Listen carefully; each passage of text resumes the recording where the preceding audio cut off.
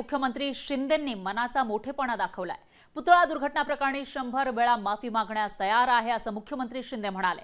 कोणतीही चूक नसताना मुख्यमंत्र्यांनी मनाचा मोठेपणा दाखवलेला आहे, मोठं मन त्यांनी दाखवलंय। मुख्यमंत्री एकनाथ शिंदेंच्या मनाचा मोठेपणा यावेळेला पाहायला मिळाला आहे। पुतळा दुर्घटनेप्रकरणी शिवाजी महाराजांची 100 वेळा माफी मागण्यास तयार आहे असं मुख्यमंत्री शिंदे म्हणाले।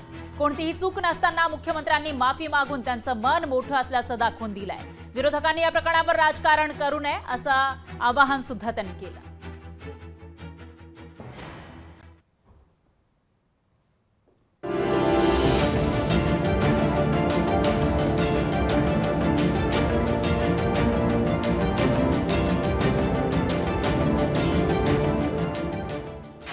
मुख्यमंत्री एकनाथ शिंदेंच्या मनाचा मोठेपणा।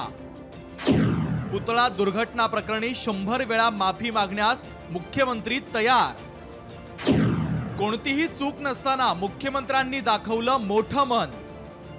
किल्ले राजकोटवरील छत्रपती शिवाजी महाराजांचा पुतळा कोसळल्या प्रकरणी विरोधकांनी रान उठवलंय। विरोधकांच्या आरोपांच्या फैरी सुरू असताना मुख्यमंत्री एकनाथ शिंदे यांनी त्यांचं वेगळेपण दाखवून दिलंय। छत्रपती शिवाजी महाराजांच्या चरणी 100 वेळा डोकं ठेवून माफी मागण्यासाठी तयार असल्याचं मुख्यमंत्री एकनाथ शिंदे यांनी म्हटलंय।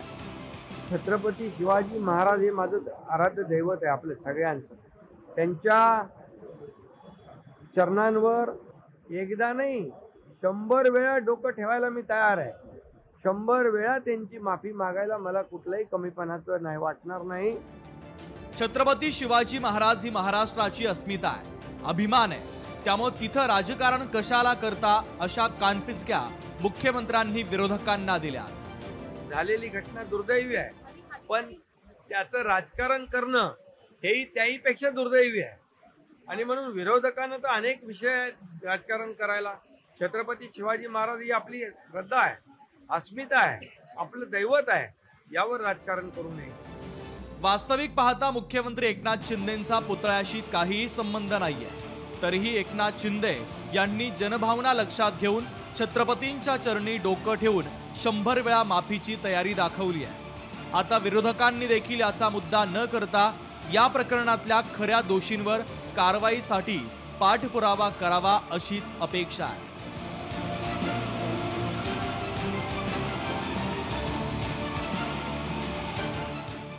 दिलीप राठोड, लोकशाही मराठी, मुंबई। लोकशाही मराठी ऐका, पहा, जागरूक रहा।